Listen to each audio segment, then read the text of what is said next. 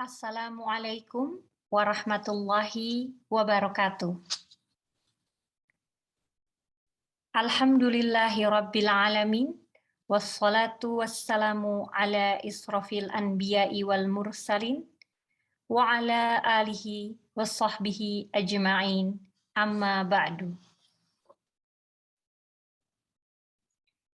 Mengawali kegiatan yang insya Allah penuh berkah ini, marilah kita panjatkan puji serta syukur kehadirat Allah Subhanahu wa Ta'ala, Tuhan semesta alam yang Maha Agung, yang telah memberikan kita kesehatan dan kesempatan untuk menghadiri kegiatan Tausiah Islam secara virtual yang diadakan oleh Majelis Rabiul Khair Abu Dhabi dalam rangka memperingati Isra Mi'raj Nabi Muhammad Sallallahu Alaihi Wasallam bersama Ustazah Nur Hud Alatas.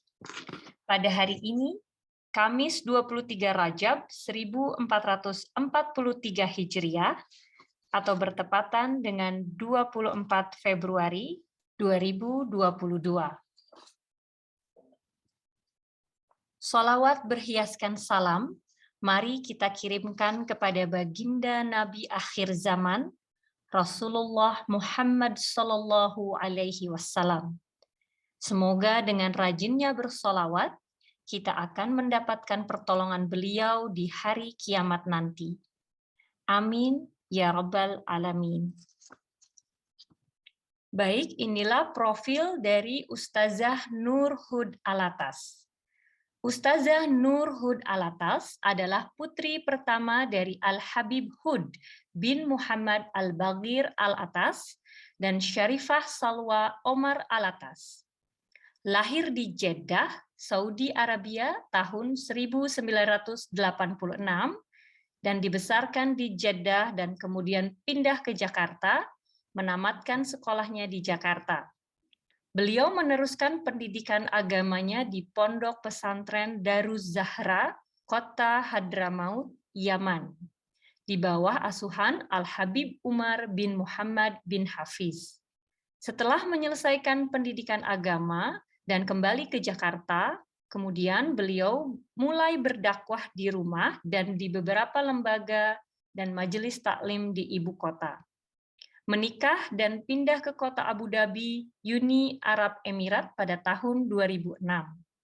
Belajar dan mengajar sejak tahun 2004 sampai sekarang.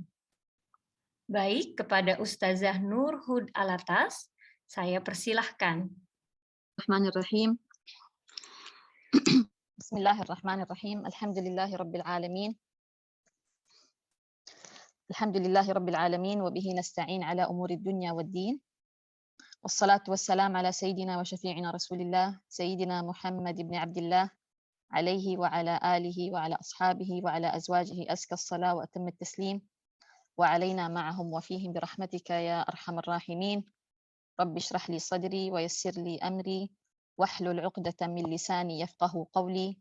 سبحانك لا علم لنا إلا ما علمتنا إنك أنت العليم الحكيم. سبحان الله والحمد لله ولا إله إلا الله والله أكبر ولا حول ولا قوة إلا بالله العلي العظيم عدد كل حرف كتب أو يكتب أبد الآبدين ودهر الداهرين. اللهم صل وسلم على سيدنا محمد وعلى آل سيدنا محمد واغفر لنا في الآخرة والأولى وأذهب حزن قلوبنا في الدنيا والآخرة. Amin ya Rabbil Alamin. Insya suara masih jelas? Jelas sekali Ustazah. Oke, alhamdulillah wa syukurillah yang mengumpulkan kita pada hari yang berkah ini, dan kita masih di bulan yang berkah, yaitu bulan Rajab, satu dari 4 bulan yang dimuliakan oleh Allah Subhanahu wa taala. Jazakumullah khair.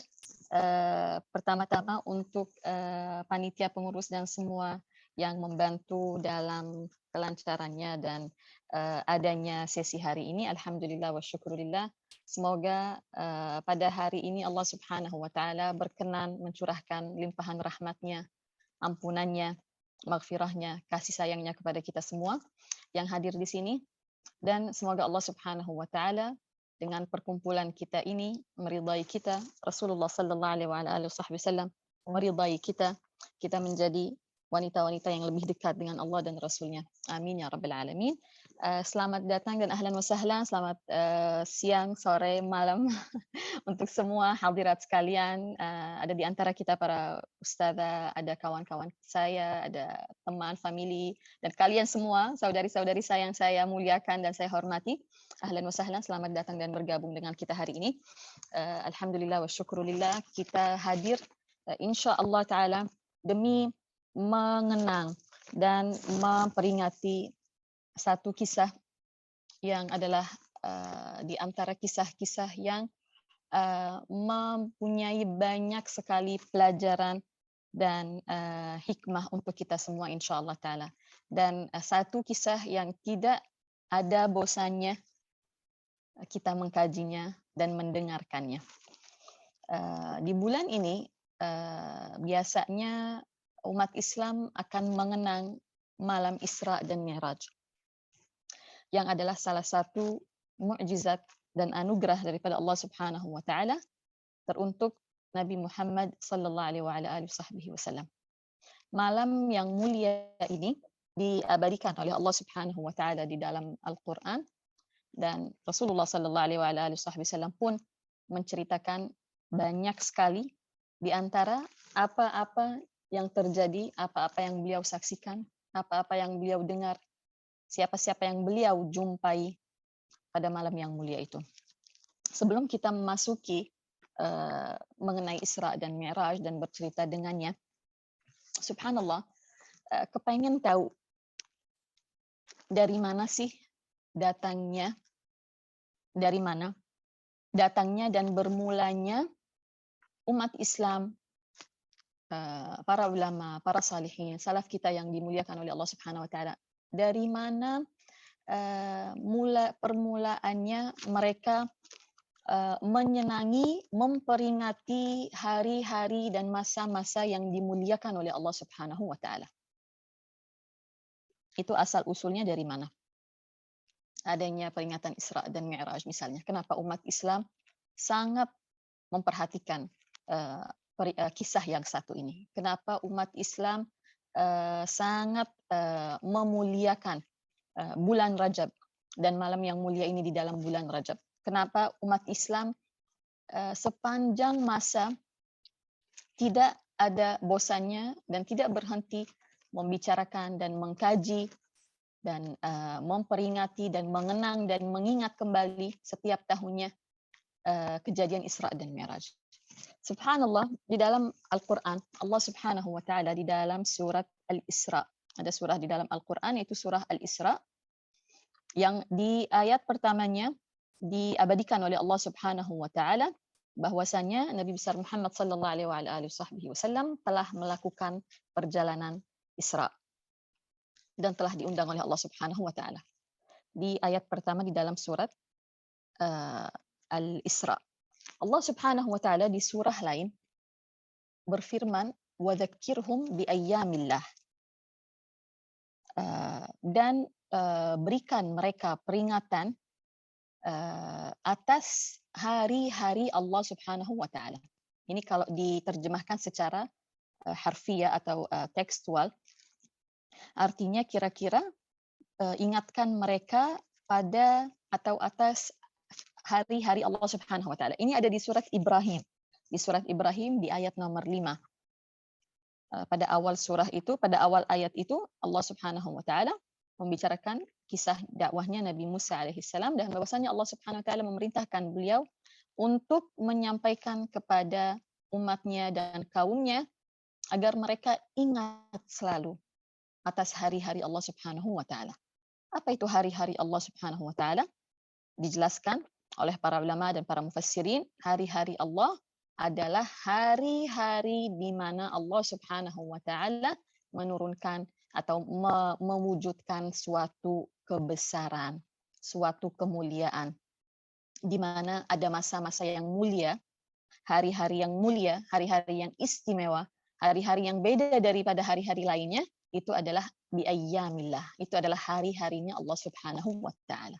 Yang dimaksud di dalam ayat nomor 5 di surat Ibrahim. Allah Subhanahu wa ta'ala mengajak Nabi Musa alaihissalam memerintahkan Nabi Musa alaihissalam untuk mengajak umatnya agar mereka selalu mengenang hari-hari di mana Allah Subhanahu wa taala mewujudkan suatu hal yang besar, yang istimewa.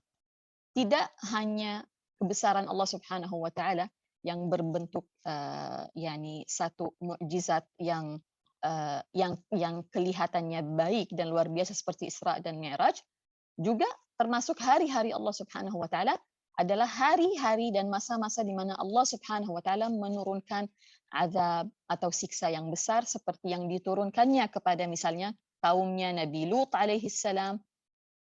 Itu salah satu tanda kebesaran Allah Subhanahu wa taala, dan itu adalah perkara yang patut kita kenang atas dasar perintah Allah Subhanahu wa taala di dalam surat Ibrahim di ayat nomor 5. Misalnya siksa yang Allah Subhanahu wa taala turunkan kepada kaumnya Nabi Nuh. Itu adalah salah satu tanda kebesaran Allah Subhanahu wa taala. Di kebesaran Allah itu bukan hanya yang kayak Isra dan Mi'raj dan hal-hal yang berbau positif, tetapi siksa dan azab pun Allah Subhanahu wa taala memerintahkan kita agar kita mengenangnya selalu. Ini satu hal. Hal lainnya, ini masih membicarakan kenapa umat Islam, Masya Allah, menjaga sejarah, menjaga tarikh, menjaga apa-apa perkara-perkara yang berkaitan dengan sosok Nabi Muhammad sallallahu alaihi wasallam. Kenapa selalu dijaga? Kenapa selalu dikenang? Kenapa ada peringatan Isra dan Mi'raj? Kenapa kita mengenang hal ini selalu? Kenapa kita nggak pernah berhenti? Umat Islam tidak pernah berhenti dari dulu sampai sekarang untuk mengulang lagi cerita Isra dan Mi'raj, menurunkannya kepada anak-anak dan keturunannya, diajarkannya di majlis-majlis ilmu, disampaikannya di ceramah, disampaikannya di khutbah Jumat. Kenapa? Ini dikarenakan oleh pertama firman Allah Subhanahu wa taala di ayat nomor 5 di surah Ibrahim, bahwasannya kita umat manusia wajib selalu mengingat hari-hari di mana Allah Subhanahu wa taala menurunkan suatu kebesaran atau tanda kebesarannya. Hal yang kedua adalah kalau kita mengamati Al-Qur'an. Alhamdulillah wa syukurillah, kita semua insya Allah ta'ala membaca Al-Quran. Berapa kali kita mendapati cerita lahirnya para nabi. Ada di dalam Al-Quran cerita kelahirannya Nabi Musa alaihissalam dengan lumayan mendetail. Ada di dalam Al-Quran cerita di balik kelahirannya Nabi Isa alaihissalam, lumayan mendetail dan terulang berkali-kali di dalam Al-Quran, bukan sekali saja. Ada cerita kelahirannya Nabi Yahya alaihissalam dan juga apa cerita atau apa kisah yang mendahuluinya. Ada cerita lahirnya atau dikaruniakannya Nabi Ismail alaihissalam kepada Nabi Ishaq alaihissalam kepada Nabi Ibrahim. Cerita-cerita yang diabadikan oleh Allah Subhanahu wa taala di dalam Al-Qur'an, Allah Subhanahu wa taala tidak mengabadikannya begitu saja. Tidak tanpa hikmah tertentu, tidak tanpa maksud tertentu. Allah Subhanahu wa taala mempunyai maksud di balik cerita-cerita yang diabadikan di dalam Al-Qur'an agar kita mengenangnya. Dan apakah kita masih mengenang cerita kelahirannya Nabi Isa alaihissalam? Jawabannya adalah iya. Al-Qur'an masih ada dari zaman itu sampai sekarang, sudah 1400 lebih tahun yang lalu, sejak Al-Qur'an diturunkan pertama kalinya. Sampai sekarang kita masih mengenang cerita kelahirannya Nabi Isa alaihissalam di dalam kita membaca Al-Quran. Apakah Allah Subhanahu wa taala mengabadikan cerita-cerita itu begitu saja? Tidak. Cerita-cerita itu mempunyai hikmah-hikmah tertentu. Bahkan cerita-cerita itu adalah salah satu upaya Allah Subhanahu wa taala untuk menenangkan dan membesarkan hatinya Nabi kita Muhammad sallallahu alaihi wasallam. Sebagaimana yang Allah Subhanahu wa taala sampaikan di dalam Al-Qur'an, linutsabbita bihi fuadak.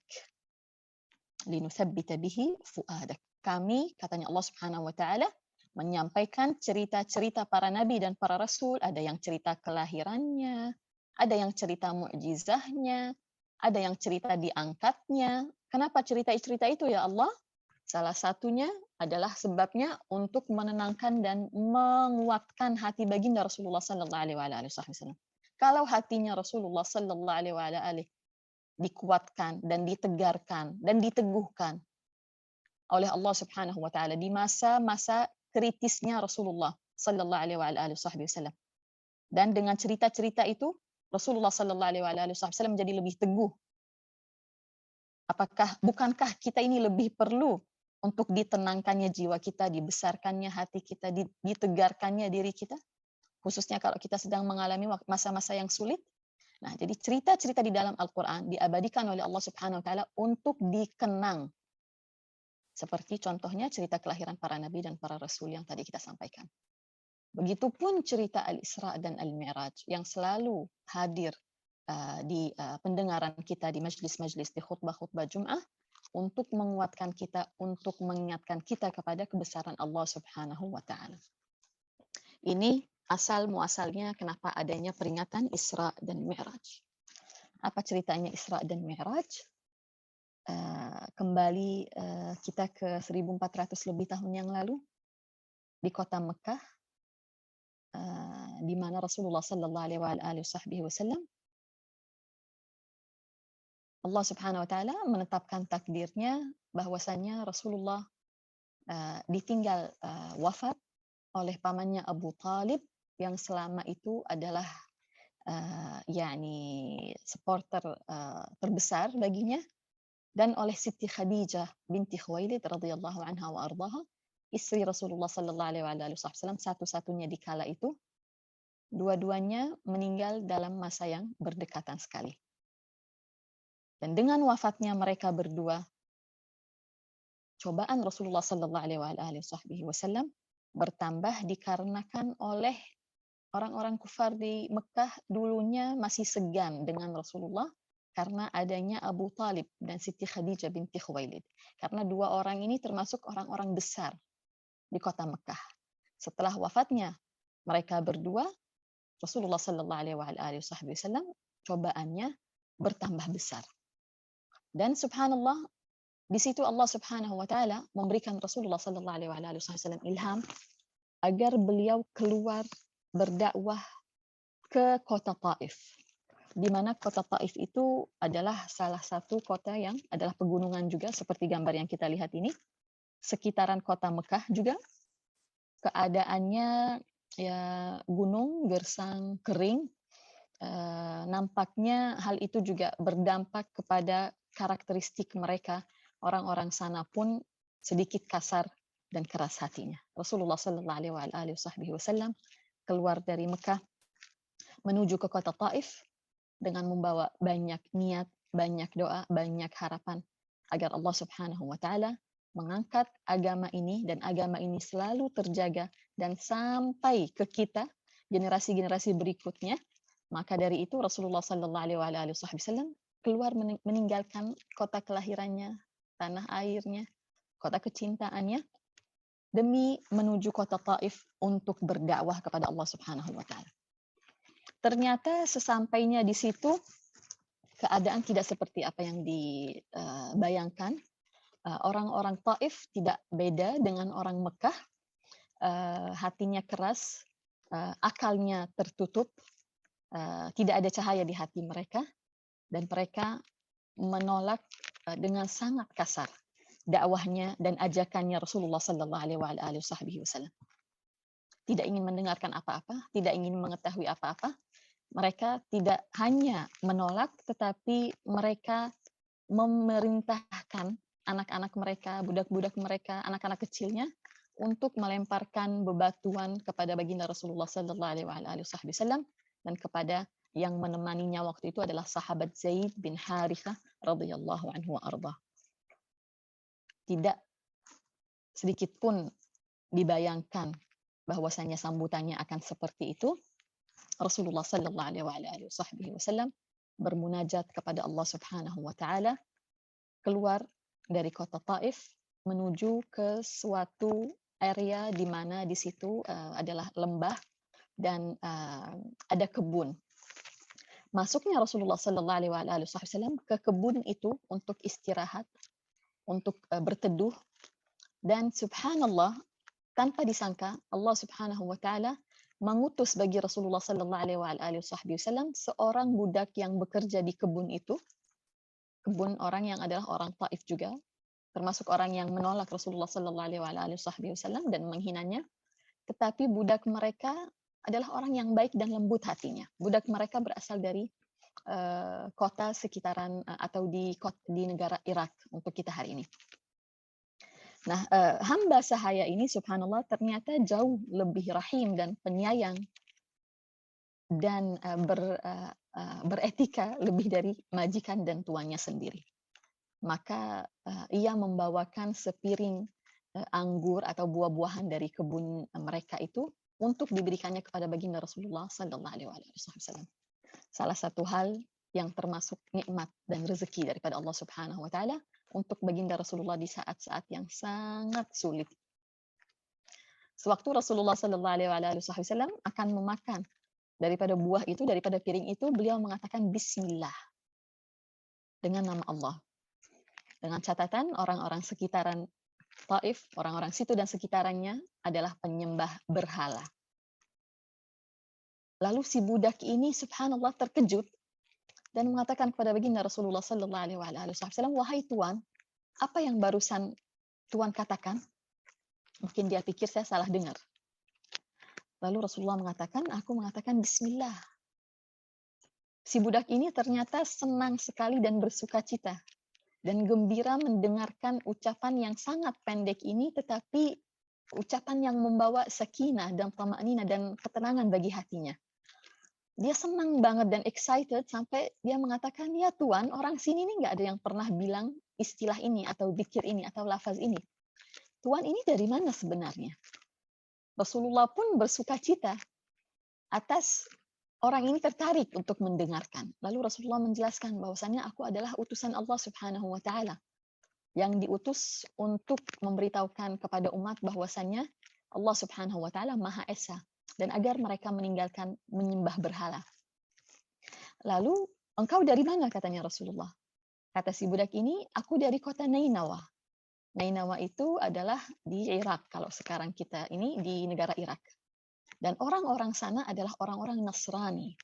Orang Nasrani itu beda sama penyembah berhala. Penyembah berhala itu nggak punya ilmu. Orang Nasrani itu punya ilmu. Masih mending walaupun sudah dirubah bukunya, Injilnya, apa segala macam, sudah banyak kekeliruan, sudah banyak menambah, mengurangi, dan kesesatan. Tetapi pada dasarnya mereka adalah ahli kitab. Pada dasarnya mereka adalah salah satu penganut agama Samawi, walaupun sudah banyak dirubah memang. Dan Rasulullah Sallallahu Alaihi Wasallam tambah gembira dan mengatakan, oh engkau dari Nainawa. Nainawa itu adalah kotanya Yunus bin Matta, Nabi Yunus alaihi salam. Si budak ini tambah senang dan bersukacita dan mengatakan, Tuhan tahu mengenai Yunus bin Matta. Rasulullah mengatakan, kami adalah sama-sama Nabi dan Rasul. Kami pasti saling kenal. Lalu dia menangis, si budak ini mencium tangan dan kakinya Rasulullah Sallallahu Alaihi Wasallam, terbuka pintu hatinya dan diberikan oleh Allah Subhanahu Wa Taala cahaya Islam. Setelah dari situ Rasulullah Sallallahu Alaihi Wasallam berjalan meneruskan perjalanannya kembali ke kota Mekah, tetapi beristirahat sejenak di suatu lembah. Di lembah itu Rasulullah Sallallahu Alaihi Wasallam membaca Al-Quran surah Al-Jin. Di situ Allah Subhanahu Wa Taala menurunkan atau mengutus para jin yang berada di sekitaran area itu dan mereka mendengarkan ucapan-ucapan Rasulullah Sallallahu Alaihi Wasallam dan lantunan ayat-ayat suci Allah Subhanahu Wa Taala dan mereka beriman. Dan ini satu hal yang luar biasa menggetarkan hati sewaktu kita mendengarkannya. Dikala manusia tidak terbuka pintu hatinya, ada jin yang mendapatkan cahaya hidayah daripada Allah Subhanahu Wa Taala dan mereka semua memilih untuk masuk Islam karena jin adalah bangsa seperti kita. Firman Allah Subhanahu Wa Taala di dalam Al-Quran, mereka adalah bangsa seperti kita. Ada yang beriman, ada yang tidak, ada yang ahli maksiat, ada yang saleh, ada yang ahli ibadah, ada yang jauh dari ibadah, dan mereka yang mendengarkan Rasulullah Sallallahu Alaihi Wasallam di masa itu, di antara perjalanan daripada Taif ke Mekah, Allah Subhanahu Wa Taala menjadikan atau memberikan mereka hidayah.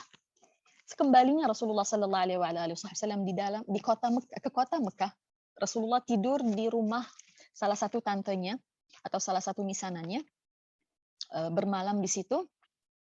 Tidak disadari oleh Rasulullah Sallallahu Alaihi Wasallam bahwasannya malam itu akan menjadi salah satu malam terindah di dalam kehidupan beliau.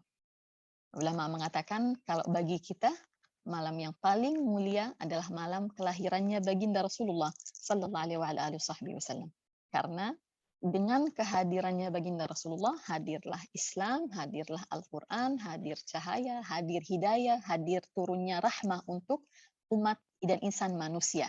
Bagi kita, malam yang paling mulia itu adalah malam kelahirannya Nabi Muhammad Sallallahu Alaihi Wasallam. Mungkin ada yang heran dan mengatakan, loh, bukannya malam Al-Qadar, bukannya Lailatul Qadar.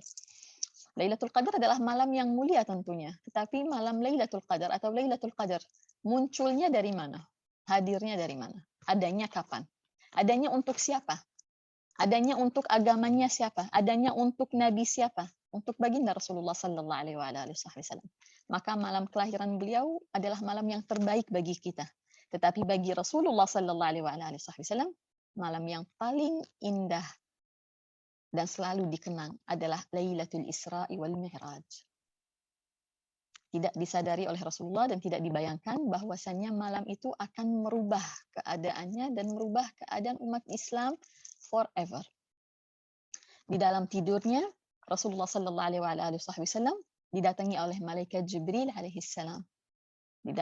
Didatangi oleh para malaikat Jibril alaihissalam membangunkan Rasulullah Sallallahu Alaihi Wasallam dan mengatakan, ya Muhammad, engkau diundang oleh Allah Subhanahu wa taala pada malam ini. Dibangunkannya Rasulullah Sallallahu Alaihi Wasallam yang tidur dalam keadaan memikul banyak sekali dan beban yang berat sekali. Tetapi dalam waktu yang bersamaan hatinya penuh dengan keimanan. Hatinya penuh dengan ketawakulan kepada Allah Subhanahu wa taala. Hatinya yakin bahwasanya Allah Subhanahu wa taala dengan seketika, dengan kun fayakun, mampu merubah keadaan.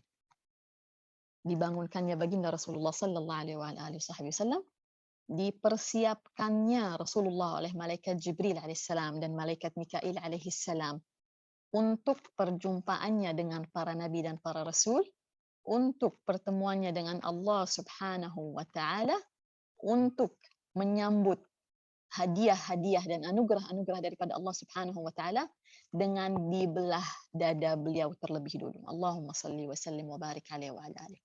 Dan ini adalah pembelahan dada Rasulullah yang kesekian kalinya, bukan yang pertama kalinya. Di mana dada beliau dibelah oleh malaikat Jibril alaihissalam, dikeluarkannya kalbunya yang suci, yang mulia, ditambahkannya daripada cahaya, daripada keimanan, daripada ketegaran, daripada ketakwaan, daripada kesabaran, daripada kekuatan. Dikembalikannya lagi hatinya Rasulullah, kalbunya Rasulullah Sallallahu Alaihi Wasallam, dan diajaknya beliau ke Al-Masjidil Haram. Rasulullah diajak di Al-Masjidil, datang menghampiri Ka'bah, tempat yang paling mulia, tanah suci. Ka'bah yang dibangun oleh Nabi Ibrahim alaihissalam dan putranya Nabi Ismail alaihissalam, yang mana adalah kakek moyangnya Rasulullah Sallallahu Alaihi Wasallam. Di situ Rasulullah Sallallahu Alaihi Wasallam diperintahkan untuk sholat 2 rakaat sunnah. Dengan catatan, pada masa itu belum adanya sholat fardu.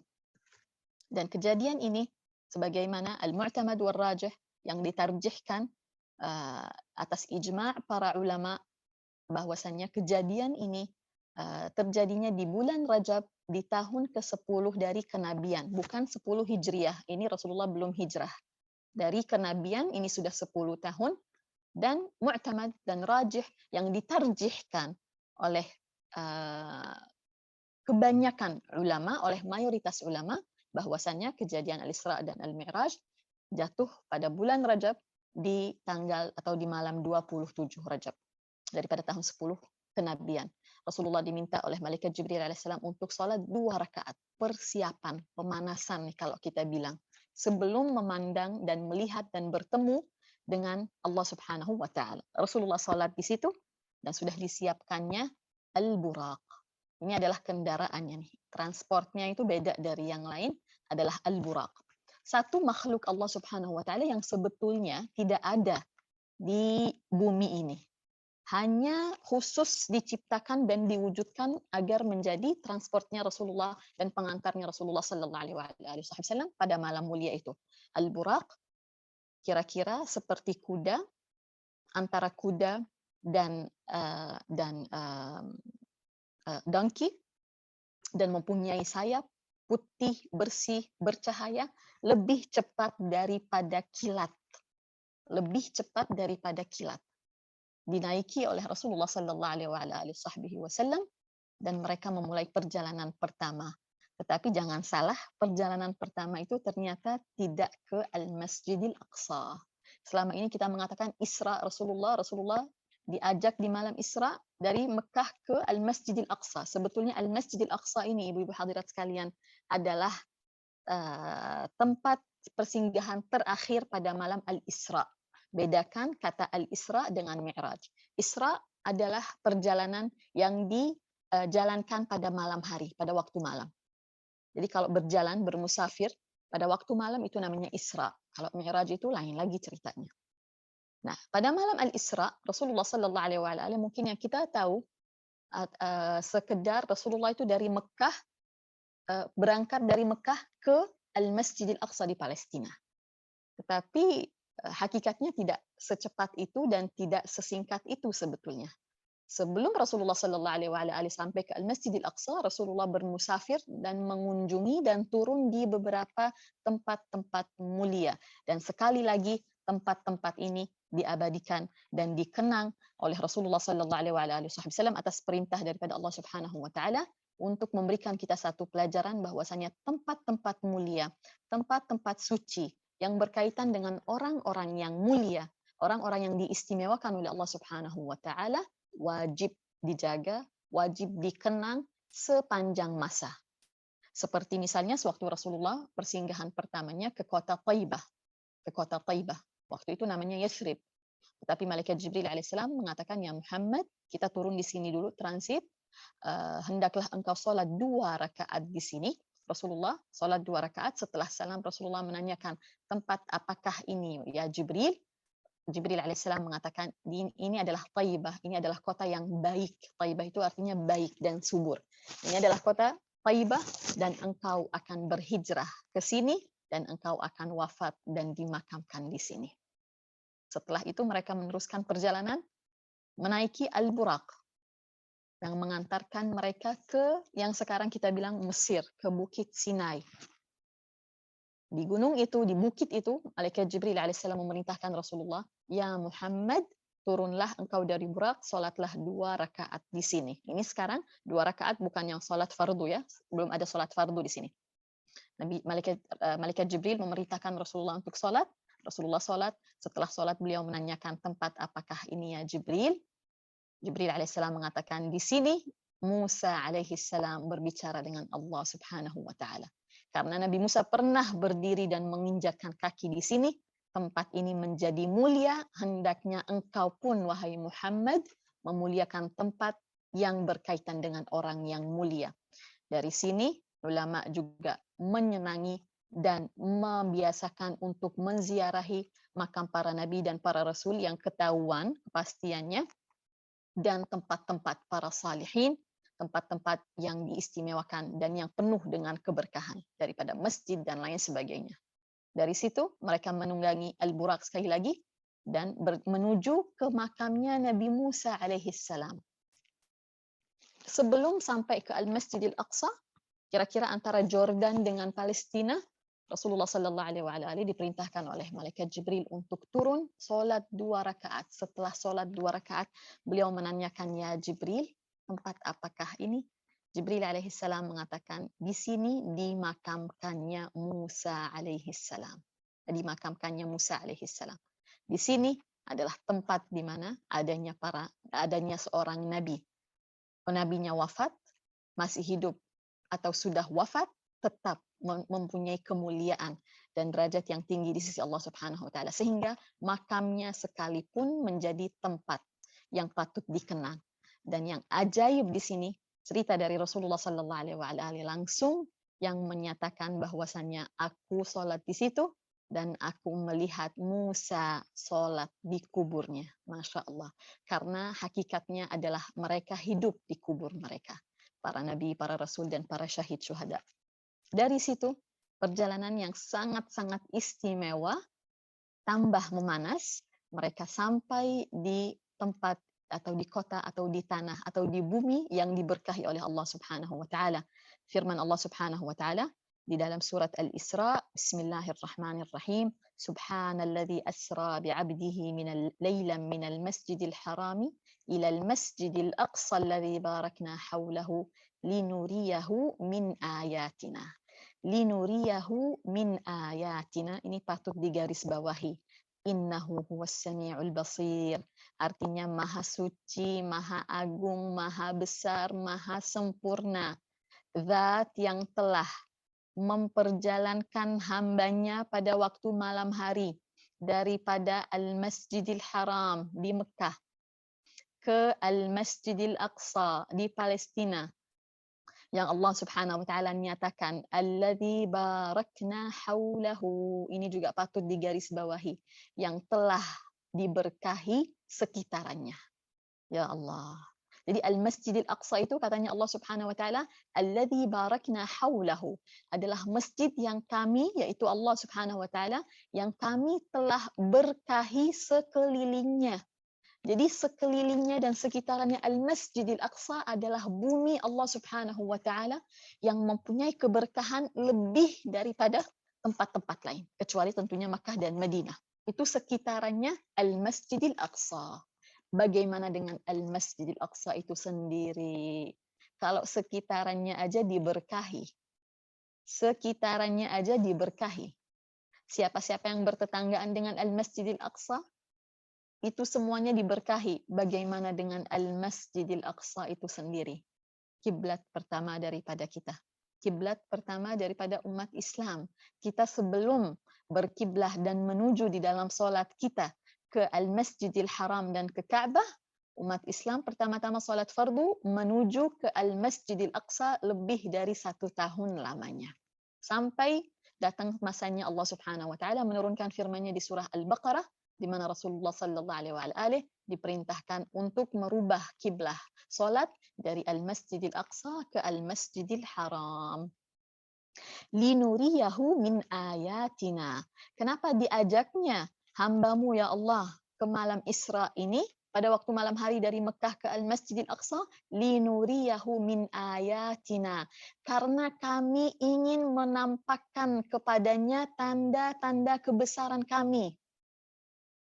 Ya Allah, Allah Subhanahu wa taala akan menampakkan tanda-tanda kebesaran bagi baginda Rasulullah sallallahu alaihi wasallam di perjalanan Rasulullah dari Al-Masjidil Haram ke Al-Masjidil Aqsa.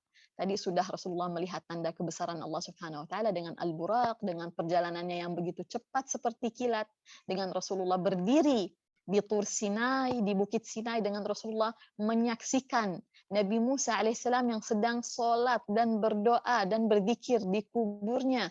Lalu Rasulullah sampai dan menginjakan kaki di tanah suci, di bumi mulia yang penuh dengan keberkahan, yaitu Al-Masjidil Aqsa. Membicarakan Al-Masjidil Aqsa, mengenang Al-Masjidil Aqsa selalu membawa sukacita dan duka cita untuk kita umat Islam.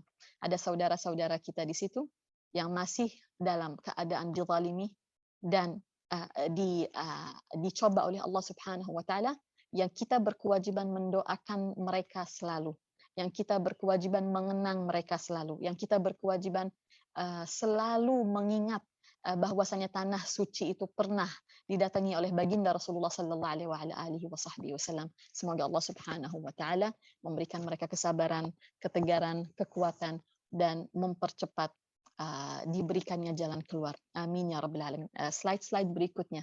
Nah, Ibu Tetri. Sesampainya di Al-Masjidil Aqsa, Al-Buraq diikat dan Rasulullah pertama kali menginjakan kaki di bumi yang mulia itu. Yang selama itu Rasulullah menjalankan sholat. Setelah itu Rasulullah akan menjalankan sholat menuju ke kiblah di masjid ini. Di situ Rasulullah sallallahu alaihi wasallam memasuki Al-Masjidil Aqsa, sebelumnya memasuki Al-Masjidil Aqsa, dan diperintahkan oleh malaikat Jibril alaihissalam untuk sholat 2 rakaat. By the way, Al-Masjidil Aqsa itu ada banyak sekali nabi-nabi yang dikubur di sana. Salah satu sebab keberkahannya bumi yang mulia ini adalah banyaknya nabi dan rasul yang dikubur di Al-Masjidil Aqsa. Ada yang kuburannya diketahui, ada yang tidak, ada yang namanya diketahui, ada yang tidak. Di situ Rasulullah sallallahu alaihi wasallam diperintahkan untuk malaikat Jibril alaihissalam menjadi imam daripada para nabi dan para rasul. Dan ini salah satu makna daripada firman Allah Subhanahu wa taala, linuriyahu min ayatina. Karena kami akan menunjukkan dan menampakkan bagi Muhammad banyak di antara tanda-tanda kebesaran kami. Salah satunya sewaktu Rasulullah memasuki masjid yang tentunya pada masa itu tidak sama dengan masa sekarang. Sekarang tentunya sudah bangunannya ada yang berubah, tetapi areanya adalah yang ada di hadapan kita di layar ini. Coba diperhatikan apa yang di-share di layar. Umat Islam wajib faham dan tahu apa itu Al-Masjidil Aqsa. Yang selama ini, puluhan tahun ini, kita dibohongi oleh media tentunya, dan orang-orang yang adalah influencer di media yang mempunyai maksud dan hasrat tertentu tentunya agar umat Islam ini tidak mengetahui apa itu Al-Masjidil Aqsa, agar mereka jauh, agar mereka terputus, agar mereka tidak menghiraukan Al-Masjidil Aqsa. Pertama-tama diwujudkannya salah kefahaman, yaitu mereka selalu kalau membicarakan Al-Masjidil Aqsa di media, yang dinampakkan adalah masjid yang berkubah emas. Masjid yang berkubah emas. Sebetulnya masjid yang berkubah emas itu punya nama sendiri. Itu adalah Masjid Qubbatus Sakhra. Oke. Dan yang adalah Al-Masjidil Aqsa sebenar-benarnya adalah semua atau keseluruhan tanah yang berada di garis merah itu. Tanah yang sangat besar itu, tanah yang sangat luas itu semuanya adalah Al-Masjidil Aqsa. Umat Islam wajib faham dan tahu dan tidak dibodohi. Kita ingin diputus hubungan kita antara Al-Masjidil Aqsa, tetapi insya-Allah taala kita enggan terputus hubungannya dengan Al-Masjidil Aqsa, karena di sana adalah di mana Rasulullah sallallahu alaihi wasallam diutus oleh Allah Subhanahu wa taala atau diundang oleh Allah Subhanahu wa taala di malam Al-Isra. Kenali masjidmu, kenali tempat-tempat yang dimuliakan oleh Allah Subhanahu wa taala. Kenali tempat-tempat yang diinjak oleh para nabi dan para rasul. Kenali tempatnya Rasulullah sallallahu alaihi wasallam diundang di malam Al-Isra, yang berada di antara semua garis merah itu adalah batasannya Al-Masjidil Aqsa. Ini mungkin mengejutkan bagi banyak orang, ternyata di Al-Masjidil Aqsa ada lebih dari satu masjid, ada lebih dari satu musalla, ada sekolah, ada perpustakaan, ada tempat area yang hijau seperti taman. Itu semuanya adalah Al-Masjidil Aqsa. Area-area sekitarannya tadi firman Allah Subhanahu wa taala semuanya berkah, apalagi yang di garis merah itu. Di situ adalah Al-Masjidil Aqsa. Dan ulama mentarjihkan salatnya Rasulullah dan para nabi dan para rasul bukan di area yang ada di kubah emas ini. Dan kubah emas ini tentunya dulu juga enggak ada. Area situ semuanya terbuka seperti lapangan. Adanya kuburan para nabi dan para rasul dan sebagainya. Tetapi ada musalla yang di bawah ini, yang warna abu-abu, kubahnya lebih kecil di bawah. Nah, itu adalah tempat yang dimana ulama mentarjihkan, mayoritas ulama mengatakan di sanalah Rasulullah sallallahu alaihi wasallam mengimami para nabi dan para rasul. Dan di sini ada satu isyarat dan ada satu message yang nggak bisa dibilang message tersembunyi sih, karena nyata sekali dan sangat jelas, di mana Rasulullah dipilih oleh Allah Subhanahu wa taala untuk menjadi imam di dalam salat, mengimami para nabi dan para rasul yang telah berkumpul semuanya di malam mulia itu demi menyambut kedatangan dan kehadirannya Rasulullah sallallahu alaihi wasallam. Di sini ada satu message yang sangat-sangat nyata, bahwasannya engkau wahai Muhammad, sebagaimana engkau aku jadikan imam para nabi dan para rasul di dalam salat, engkau pula adalah imam dan penghulu mereka semua di dunia dan di akhirat. Allahumma salli wa sallim wa barik alaihi wa ala alihi. Dari salat itu Rasulullah sallallahu alaihi wasallam diundang ke majlis yang kedua atau ke acara yang kedua yaitu Al-Mi'raj. Jadi Isra itu adalah satu hal, Al-Mi'raj itu adalah hal lainnya. Al-Mi'raj adalah di mana seseorang menaiki suatu tangga, itu kalau dalam bahasa Arab. Mi'raj itu artinya menaiki tangga atau berpindah dari tempat yang lower ke tempat yang higher, dari tempat yang rendah ke tempat yang lebih tinggi. Jadi Al-Isra itu perjalanan pada waktu malam hari dari tempat ke tempat. Masya Allah, tabarakallah. Foto-fotonya sangat-sangat mengharukan. Saudara-saudara kita di sana dalam keadaan yang nggak bisa kita jabarkan dengan kalimat. Insya Allah kita selalu mendoakan mereka. Itu adalah kewajiban yang minimalnya kita lakukan terhadap mereka adalah mendoakan mereka. Dari Al-Isra, Rasulullah Sallallahu Alaihi Wasallam dijemput atau diundang oleh Allah Subhanahu Wa Taala ke perjalanan kedua pada malam mulia itu, yaitu Al-Mi'raj. Apakah itu Al-Mi'raj? Al-Mi'raj itu adalah naik daripada tempat yang lebih rendah ke tempat yang lebih tinggi. Itu dalam makna bahasa. Kalau ditranslate dari bahasa Arab ke bahasa lainnya. Apa yang dimaksud dengan Al-Mi'raj di sini adalah perjalanannya Nabi Muhammad sallallahu alaihi wasallam dari bumi ke langit ketujuh. Dari bumi ke langit ketujuh. Dan ini sekali lagi sebagaimana yang Allah Subhanahu wa taala tadi firmankan, linuriyahu min ayatina, agar Muhammad pada malam itu menyaksikan tanda-tanda kebesaran kami. Apa-apa saja yang akan disaksikan oleh Rasulullah di sini, hal-hal yang sangat dahsyat. Dari langit ke langit itu ada pertemuan dan perjumpaan. Di langit pertama, Rasulullah Sallallahu Alaihi Wasallam berjumpa dengan ayahandanya, dengan kakek moyangnya, dengan kakek moyang kita semua, dengan bapak daripada insan manusia, yaitu Nabi Adam alaihi salam. Diucapkannya salam oleh Rasulullah, dibalasnya salam daripada sang ayah, dan Rasulullah Sallallahu Alaihi Wasallam sangat bersuka cita dengan pertemuan itu. Nabi Adam pun menyambut Rasulullah dengan mengatakan ahlan, dengan mengatakan selamat datang wahai putraku yang saleh. Allah Subhanahu wa taala memuliakan Nabi Adam alaihi salam dengan diberikannya akal. Dan kita menjadi mulia dikarenakan olehnya kita adalah keturunan daripada Nabi Adam alaihi salam, yang mana Allah Subhanahu wa taala memerintahkan para malaikat dan para jin untuk sujud kepadanya. Itu bukan sujud persembahan, bukan sujud menyembah, tetapi sujud tasyrif dan takrim. Sujud yang bermaksud memuliakan dan mengagungkan ciptaan Allah Subhanahu wa taala yang pertama ini.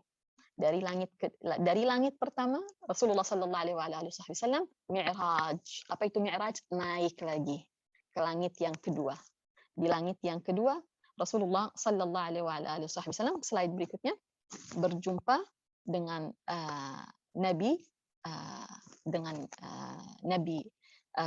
yang mulia, dengan seorang utusan Allah Subhanahu Wa Taala yang bertempat di langit kedua. Slide berikutnya. Dari langit pertama berjumpa dengan Nabi Adam alaihi salam, di langit kedua Rasulullah sallallahu alaihi wasallam berjumpa dengan Nabi Isa alaihi salam dan Nabi Yahya di dalam langit yang sama. Dan Rasulullah mengucapkan salam. Luar biasa ini perjumpaan antara para nabi dan para rasul, Masya Allah. Dan mereka menjawab salam dan mereka sangat bersuka cita dan menyambut Rasulullah dengan mengatakan ahlan wa sahlan, selamat datang kepada saudara kami, kepadamu wahai saudara kami Muhammad. Dari langit kedua Rasulullah Sallallahu Alaihi Mi'raj. Apa itu Mi'raj? Naik lagi ke langit yang ketiga. Slide berikutnya. Di langit yang ketiga Rasulullah Sallallahu Alaihi Wasallam berjumpa dengan Nabi yang selalu dikaitkan dengan keindahan paras wajahnya dan dengan kegantangan dan kesempurnaan fisiknya, yaitu Nabi Yusuf alaihi salam.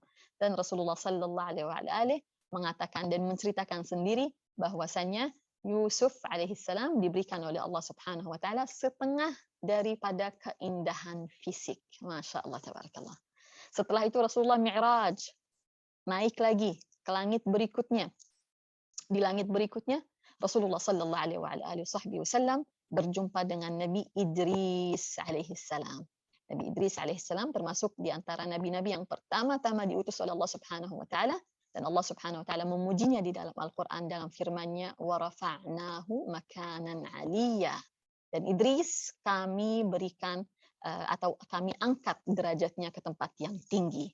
Dari situ beliau menyambut Rasulullah sallallahu alaihi wasallam dengan sangat bersukacita.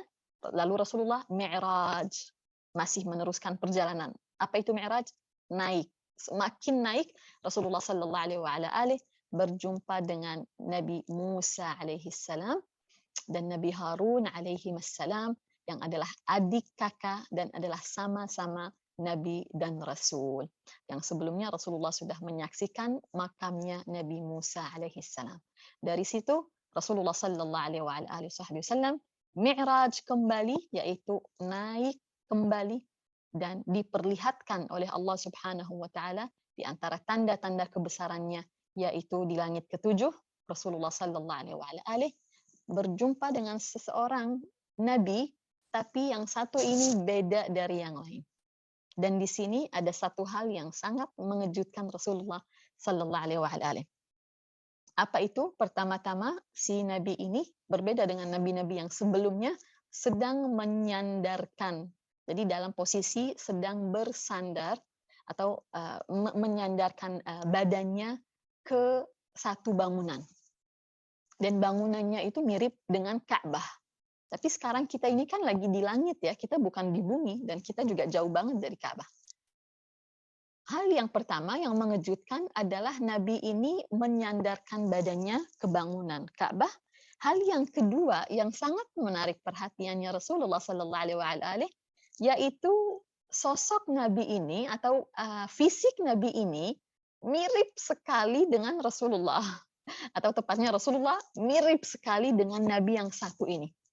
Dan Rasulullah sallallahu alaihi menanyakan kepada Jibril alaihissalam sebelum mereka mengucapkan salam, "Ya Jibril, siapakah ini? Siapakah dia?" Malaikat Jibril alaihissalam mengatakan, "Ya Muhammad, dia adalah bapakmu Ibrahim." Di situ Rasulullah menceritakan kepada kita, kepada sahabatnya, bahwasanya aku berjumpa dengan Nabi Ibrahim dan sungguh ia sangat-sangat mirip dengan Nabi kalian ini. Masya Allah, tabarakallah. Dan kenapa Nabi Ibrahim alaihissalam bersandar kepada Al-Baitul Ma'mur? Ternyata Ka'bah itu, di atasnya Ka'bah sampai langit ketujuh ada bangunan yang dinamakan Al-Baitul Ma'mur, rumah yang makmur. Dan kata makmur, sekarang mungkin ibu-ibu terkejut, loh makmur ini maksudnya makmur. Iya, ini kata makmur. Kata makmur yang ada di bahasa Melayu. Makmur itu diambil dari bahasa Arab, dari kata ma'mur dengan huruf ain. Artinya rumah yang makmur, yang berjaya. Dan itu adalah rumah yang bertepatan atau bangunan yang bertepatan di atasnya Ka'bah. Kenapa bisa Nabi yang satu ini sangat santai dan diberikan oleh Allah Subhanahu wa taala kelebihan sampai bersandar dengan begitu santai dan nyaman ke Al-Baitul Ma'mur? Karena beliaulah yang berjasa besar dalam pembangunannya Al-Ka'bah. Maka diberikan oleh Allah Subhanahu wa taala imbalan yang sama, yaitu kamu kalau mau sandaran ke Ka'bah kamu boleh karena kamu Ibrahim, pengecualian untuknya. Di sini ada pertemuan yang sangat extraordinary, bertemu dengan Nabi Ibrahim alaihissalam yang adalah kakek moyangnya, yang adalah yang membangun Ka'bah, di mana Rasulullah dilahirkan di situ, di mana Rasulullah besar di situ, di mana Rasulullah hidup di situ. Berjumpa dengan sosok Nabi Ibrahim bukan hal yang biasa bagi Rasulullah sallallahu alaihi wasallam. Dan yang lebih indahnya lagi, Rasulullah menyampaikan bahwasannya Nabi Ibrahim ingat dengan kita. Rasulullah menyampaikan bahwasannya Nabi Ibrahim alaihissalam mengatakan, "Ya Muhammad, aqri ummataka minni salam." Wahai Muhammad, sampaikan salamku kepada umatmu. Masya Allah. Jadi kita dapat salam nih daripada Nabi Ibrahim alaihissalam. Lalu Nabi Ibrahim alaihissalam mengatakan, "Ya Muhammad, sampaikan kepada umatmu bahwasannya surga itu tanahnya subur, dan kalau umatmu ingin memenuhi surga-surga mereka dengan tanaman, maka hendaknya mereka memperbanyak subhanallah walhamdulillah wala ilaha illallah wallahu akbar. Di slide berikutnya, zikir yang satu ini ternyata salah satu wasiat daripada Nabi Ibrahim alaihissalam di langit loh, di langit. Kita disampaikan salam dari langit dari Nabi Ibrahim alaihissalam, dan beliau berpesan atas zikir yang satu ini agar mereka memperbanyak, umatmu agar mereka memperbanyak subhanallah walhamdulillah wala ilaha illallah wallahu akbar wala haula wala quwata illa billahil aliyil azim. Setelah daripada Mi'raj ke situ, nampaknya tidak ada tempat lagi karena nampak macam titik terakhir, tetapi ternyata malaikat Jibril alaihissalam tetap memerintahkan Rasulullah untuk ya Muhammad, naiklah, ya Muhammad, ke depanlah, ya Muhammad, silahkan maju. Mau kemana lagi, katanya Rasulullah. Nampaknya ini sudah titik terakhir, ya Jibril.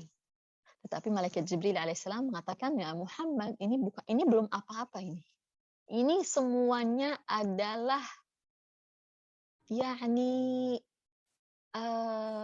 introduction. Sebelum memasuki acara inti, Rasulullah diajak ke sana, diajak ke sini, diperintahkan untuk sholat.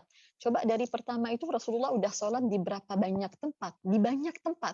Ini semua untuk menyiapkan batinnya Rasulullah Sallallahu Alaihi Wasallam yang akan mendapatkan undangan khusus daripada Allah Subhanahu wa taala.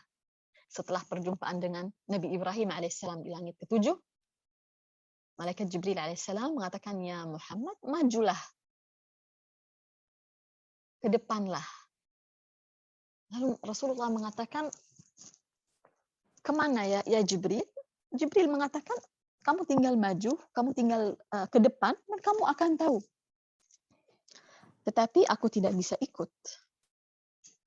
Terkejut Rasulullah di situ. Karena dari awal, dari Mekah, dari rumah dijemputnya Rasulullah Sallallahu Alaihi Wasallam, malaikat Jibril alaihissalam tidak meninggalkan Rasulullah sedikit pun.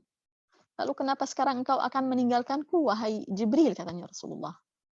Malaikat Jibril alaihissalam mengatakan, bukan tempatku lagi, bukan kemampuanku lagi, bukan kawasanku lagi untuk ikut denganmu pada perjalanan yang setelah ini. Lalu Rasulullah Sallallahu Alaihi Wasallam disitulah diajak bercakap dan berjumpa dengan Allah Subhanahu Wa Taala. Perjumpaan Rasulullah Sallallahu Alaihi Wasallam dengan Allah Subhanahu Wa Taala ini adalah salah satu hal yang diabadikan di dalam Al-Quran, di dalam surat An-Najm. Surat An-Najm, kalau tidak salah, surat nomor ke-53 di dalam Al-Quran. Allah Subhanahu Wa Taala di situ menceritakan bahwasanya Rasulullah telah menyaksikan, telah melihat, dan dari awal sampai akhir memang semuanya hal-hal yang ajaib. Tetapi sesampainya di Al-Mi'raj, sesampainya di Sidratul Muntaha, di titik terakhir, bukan titik akhir yang bagi manusia, bagi insan manusia, bagi makhluk Allah Subhanahu Wa Taala, itu adalah titik terakhir, dan tidak ada yang pernah sampai ke situ sebelum Rasulullah dan sesudah Rasulullah. Hanya Rasulullah Sallallahu Alaihi Wasallam. Di situ Allah Subhanahu Wa Taala menceritakan di dalam surat An-Najm, laqad ra'a min ayati rabbihil kubra, dan dia Muhammad telah melihat dan menyaksikan sebagian daripada ayat-ayat terbesar Tuhannya. Ibu-ibu hadirat sekalian yang dimuliakan Allah Subhanahu Wa Taala, yang senang dengan pembahasan bahasa Arab, dan di antara kalian di sini juga banyak yang domisili sekarang di Arab. Bahasa Arabnya besar. Bahasa Arabnya besar itu apa? Ini mengingatkan saya ke pembahasan tafsir surah Al-Kautsar kemarin. Bahasa Arabnya besar itu adalah Kabir. Kabir itu besar. Lebih besar Akbar. Lebih besar itu akbar. Jadi kabir ini besar. Akbar itu lebih besar. Terus kalau kubra itu apa? Kubra itu yang paling besar, yang terbesar, yang tidak ada bandingannya dengan kabir dan akbar. Subhanallah. Karena itu Allah Subhanahu wa taala memilih kata yang paling tepat untuk menceritakan apa-apa yang disaksikan oleh baginda Rasulullah sallallahu alaihi wasallam. Allah Subhanahu wa taala menggunakan kata kubra, bukan akbar atau kabir, tetapi kubra, yang terpaling-paling. Subhanallah. Dan di surah An-Najm Allah Subhanahu wa taala pun menceritakan bahwasanya di antara tanda-tanda kebesaran Allah yang disaksikan oleh Rasulullah sallallahu alaihi wasallam adalah beliau menyaksikan malaikat Jibril dalam rupa aslinya. Beliau menyaksikan atau melihat malaikat Jibril alaihissalam dalam rupa aslinya. Walaqad ra'ahu nazlatan ukhra 'inda sidratil muntaha 'indaha jannatul ma'wa. Rasulullah sampai di sidratul muntaha, di pohon yang berada di titik terakhir yang pernah dicapai dan disampai oleh manusia dan makhluk Allah Subhanahu wa taala. Di situ walaqad ra'ahu nazlatan ukhra. Di situ Rasulullah sallallahu alaihi menyaksikan malaikat Jibril alaihi salam dalam rupa aslinya. Mungkin ibu-ibu mengatakan memang selama itu Rasulullah enggak melihat malaikat Jibril dalam rupa aslinya? Jawabannya tidak. Rasulullah melihat malaikat Jibril dalam rupa aslinya sewaktu wahyu diturunkan pertama kali dan di malam Isra dan Mi'raj. Karena menyaksikan hal yang semacam itu tidak mudah. Perlu subhanallah kekuatan, karena rupanya malaikat itu bukan makhluk tetapi cahaya, dan cahaya itu sangat silau. Bagaimana kalau cahayanya itu adalah malaikat Jibril alaihissalam? Di antara tanda-tanda kebesaran Allah Subhanahu wa taala adalah Rasulullah menyaksikan malaikat Jibril alaihissalam di Sidratul Muntaha dalam rupa aslinya. Setelah dari situ Rasulullah sallallahu alaihi melihat ayat yang terbesar, yaitu berjumpa dengan Allah Subhanahu wa taala. Dan di perjumpaan yang sangat mulia dan sakral itu, di malam yang sangat mulia ini, Allah Subhanahu wa taala menghilangkan segala kesedihan yang ada di hatinya Rasulullah sallallahu alaihi wasallam. Bukankah perjalanan ini datang setelah cobaan yang besar? Bukankah perjalanan dan undangan ini datang setelah cobaan yang besar dan ujian yang besar? Seperti slide yang tadi, yang berikutnya ini. Sewaktu Allah Subhanahu wa taala memberikan cobaan besar, Allah Subhanahu wa taala akan memberikan imbalan dan anugerah yang besar. Dan ini pelajaran yang luar biasa untuk kita insan manusia yang sangat lemah dan dhaif. Sewaktu Allah Subhanahu wa taala mengundang baginda Rasulullah sallallahu alaihi, Allah Subhanahu wa taala bermaksud menunjukkan derajatnya baginda Rasulullah sallallahu alaihi yang sampai di titik yang tidak pernah ada yang sampai padanya. Yang mana Rasulullah sallallahu alaihi di malam yang mulia itu dihilangkan segala kesedihannya, dihilangkan segala kesulitannya, diberikannya oleh Allah Subhanahu wa taala hadiah dan anugerah salat 5 waktu sehari. Di malam yang mulia itu, salah satu maksud Allah Subhanahu wa taala adalah difardukannya ibadah salat.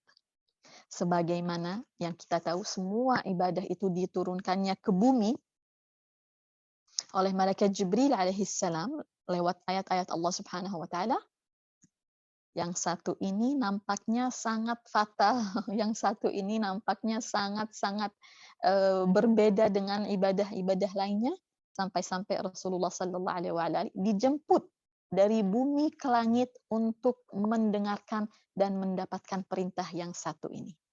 Fardu salat. Difardukannya pada malam Isra dan Mi'raj.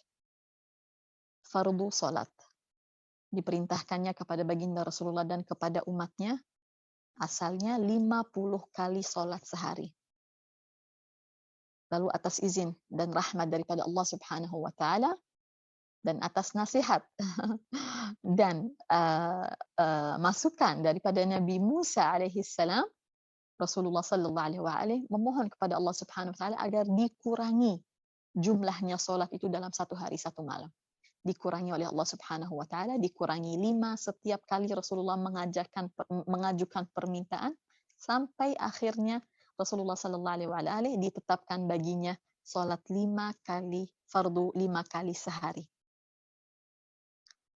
Di situ Nabi Musa alaihissalam masih memberikan masukan untuk Rasulullah, ya Muhammad, minta kepada Allah agar dikurangi lagi daripada 5 kali salat fardu sehari semalam. Tetapi Rasulullah sallallahu alaihi wasallam mengatakan, ya Musa, aku sudah segan. Sungguh aku malu kepada Allah Subhanahu wa taala. Berapa kali sudah aku mengajukan permintaan? Berapa kali sudah Allah Subhanahu wa taala memberikan keringanan? Aku tidak akan meminta lagi dan aku akan terima 5 kali salat sehari. Dan ini adalah salah satu message yang sangat jelas atas kemuliaannya dan keutamaannya ibadah salat. Apa kabarnya kita dan salat? Apa kabarnya hubungan kita dan salat?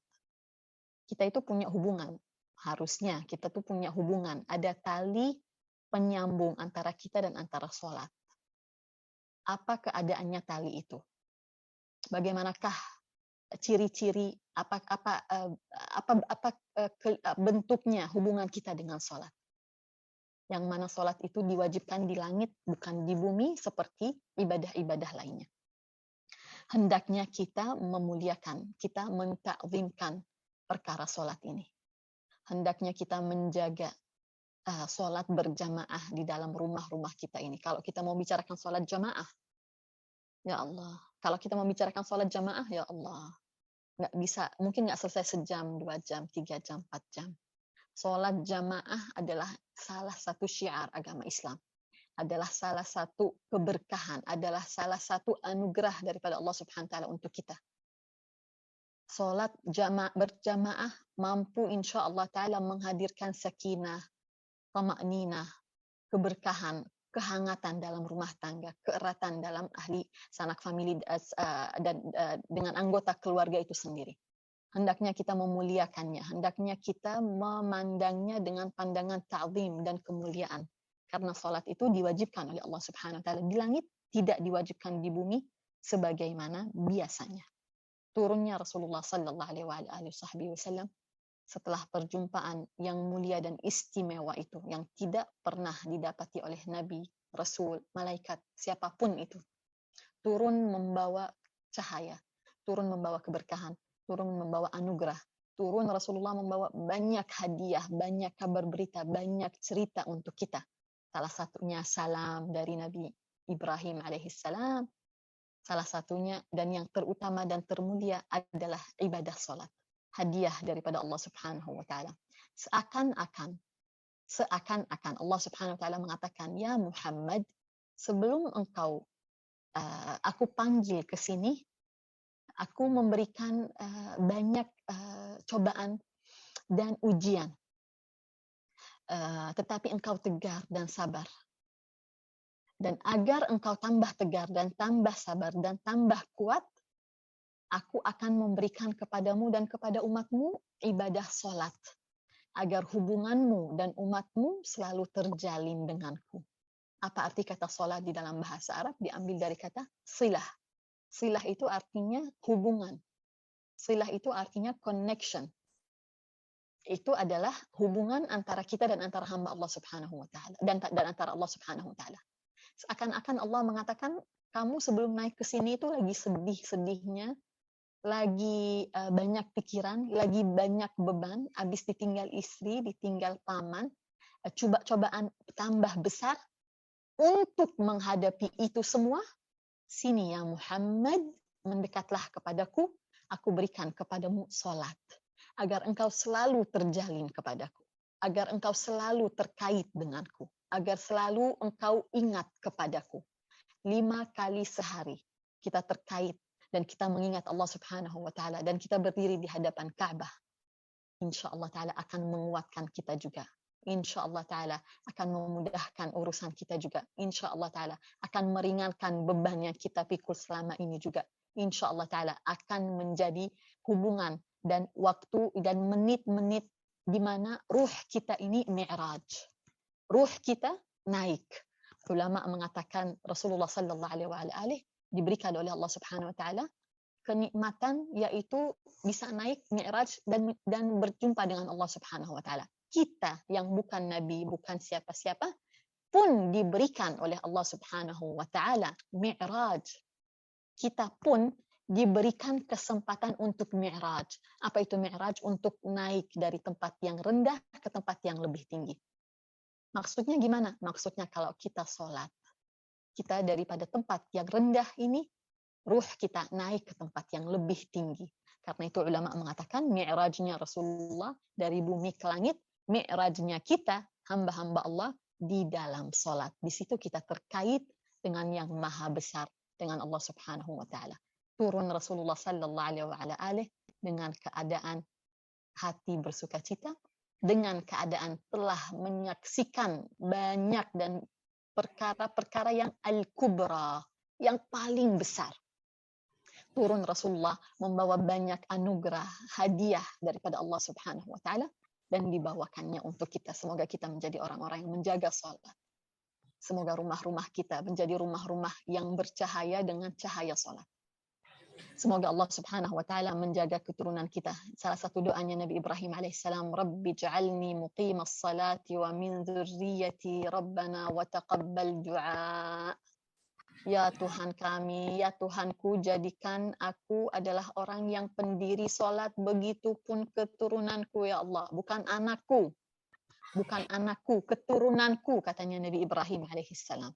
Nggak mau anak-anaknya saja yang menjaga salat, tetapi seluruh keturunannya sampai bila-bila, sampai akhir zaman. Doa ini adalah doa yang patut kita jaga dan selalu kita dawamkan, insyaallah ta'ala. Turunnya Rasulullah sallallahu alaihi wasallam ke bumi ini membawa cahaya daripada sang ilah, daripada ilahi Rabbi, daripada perjumpaan yang mulia itu di malam Mi'raj. Satu hal juga, satu message yang sangat utama di sini adalah Allah Subhanahu wa ta'ala, zat yang maha sempurna, zat yang maha agung, tidak bertempat.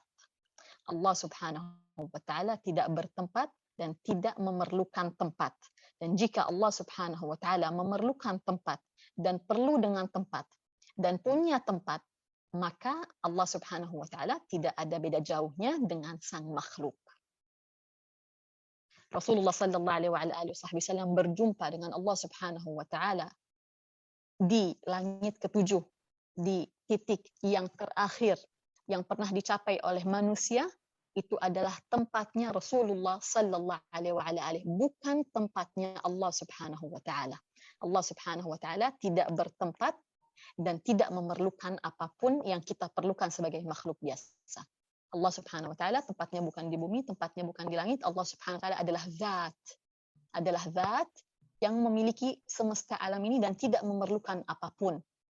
Tempat itu, tempat perjumpaan itu adalah tempatnya Rasulullah sallallahu alaihi wasallam diundang. Nabi Musa alaihissalam tadi kita katakan diundang kemana? Di atas bukit Sinai. Apakah Allah bertempat di bukit Sinai gitu? Itu adalah tempatnya makhluk. Itu adalah tempatnya Nabi Musa alaihissalam. Allah ingin berjumpa dengan Nabi Musa dan bercakap dengan Nabi Musa di bukit Sinai. Itu adalah haknya Allah Subhanahu wa ta'ala. Dan itu adalah tempatnya Nabi Musa, bukan tempatnya Allah.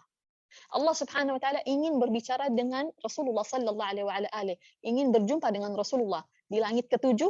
Itu adalah tempatnya Rasulullah, bukan tempatnya Allah Subhanahu wa ta'ala. Sebelum kita beralih insyaallah ta'ala ke sesi terakhir, kita dengarkan qasidah yang satu ini, yang menceritakan dengan sangat indah, dengan bahasa Arab yang sangat indah dan sangat dalam, sedikit daripada apa-apa yang terjadi pada malam mulia itu. Silakan. Allahumma salli wa sallim wa barik alaihi wa ala alihi sallallahu alaihi ya khaira man yammama al-afuna sahatuhu sa'yan wa fawqa mutunil aynuqir rusumi sallallahu alaihi wa man huwa al-ayatul kubra li mu'tamirin ومن هو النعمة العظمى لمغتنم صلى الله سريت من حرم ليلا إلى حرم كما سرى البدر في داج من الظلم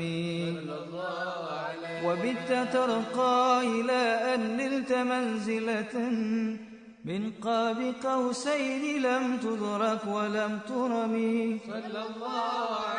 وقدمتك جميع الأنبياء بها والرسل تقديم مخدوم على خدمي وأنت تخترق السبع الطباق بهم في موكب كنت فيه صاحب العالم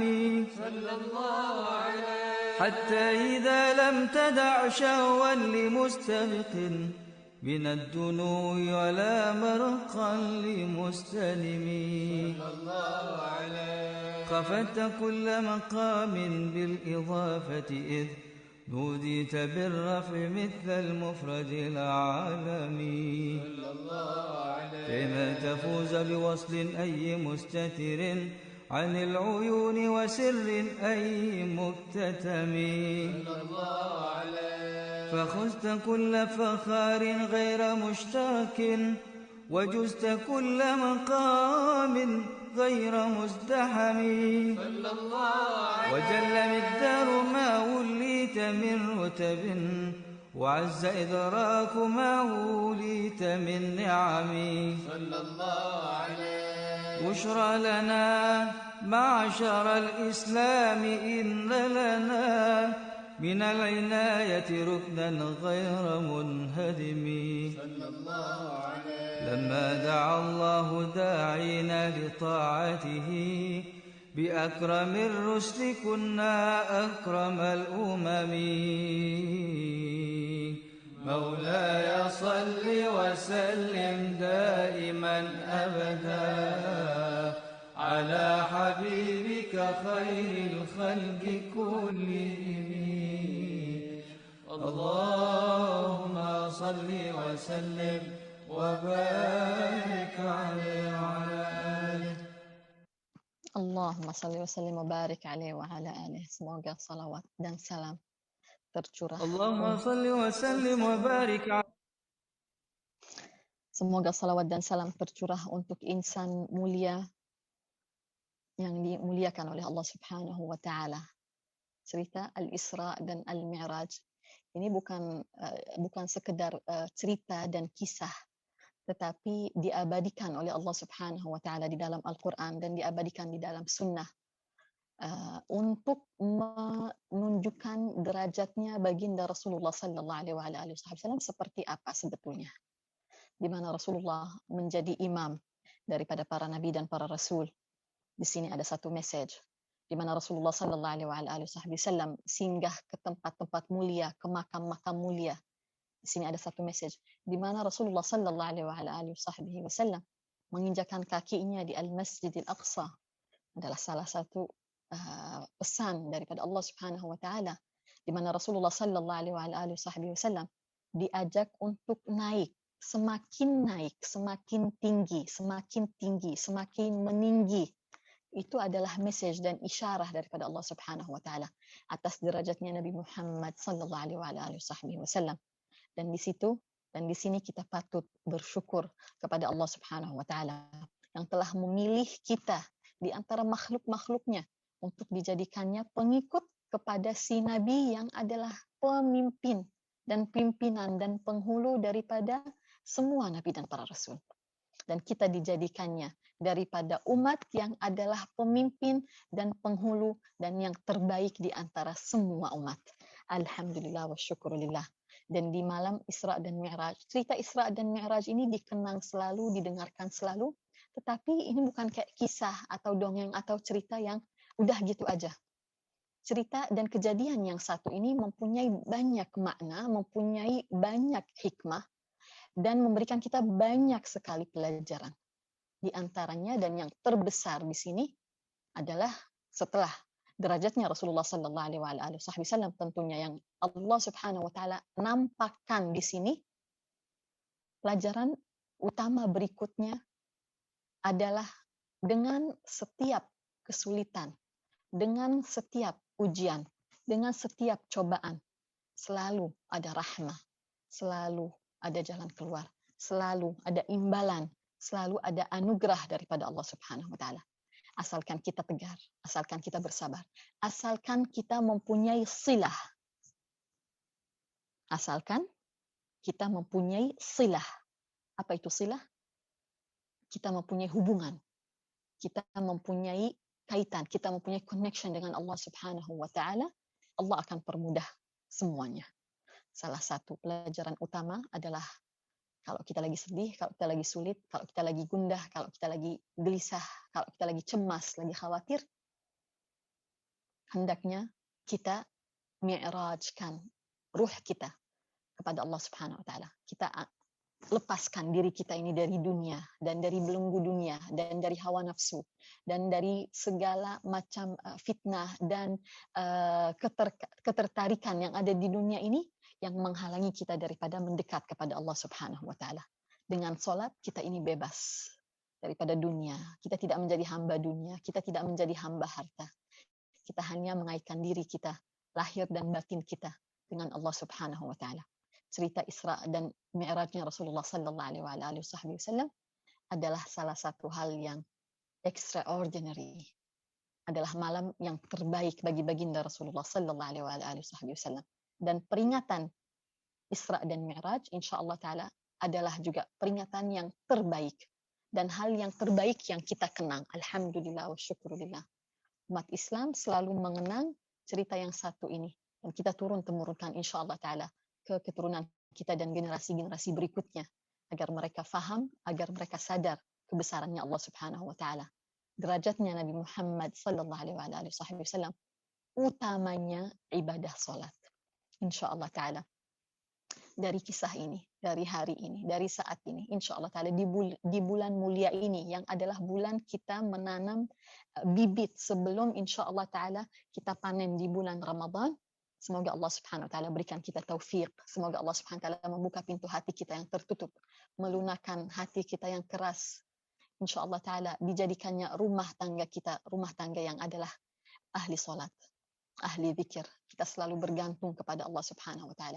Semoga Allah Subhanahu wa taala menjaga salat di rumah-rumah kita, menjaga salat di keturunan-keturunan kita dan menerima amal ibadah kita yang penuh dengan cacat dan aib dan kekurangan. Amin ya rabbal alamin. Sesi berikutnya adalah sharing dengan kita-kita apa-apa pesan yang ibu-ibu dapat daripada Isra dan Mi'raj. Apa satu pelajaran yang kalian dapatkan daripada Isra dan Mi'raj? Apa satu hal yang merubah diri kalian mungkin dari kisah Al-Isra dan Al-Mi'raj? Bismillahirrahmanirrahim. Assalamualaikum warahmatullahi wabarakatuh. Ustazah Nur. Waalaikumsalam warahmatullahi wabarakatuh. Alhamdulillah wa syukurillah. Kali ini kita memperingati kembali Isra dan Mi'raj. Merupakan peristiwa yang sangat-sangat bersejarah sepanjang hidup umat manusia. Yang kita tahu bahwa peristiwa ini memang sulit dicerna oleh akal manusia ya Ustazah Nur. Karena kejadian ini merupakan kayak penyampaian wahyu yang paling utama, yaitu perintah sholat menjadi sholat 5 waktu. Itu peristiwa yang sangat-sangat luar biasa, yang dalam satu malam perintah sholat 50 kali bisa menjadi 5 kali dalam satu hari. Semoga kita tetap Nabi Musa alaihissalam. Semoga kita tetap menjaga apa yang telah disampaikan oleh Allah Subhanahu wa taala kepada Nabi Muhammad sallallahu alaihi wasallam.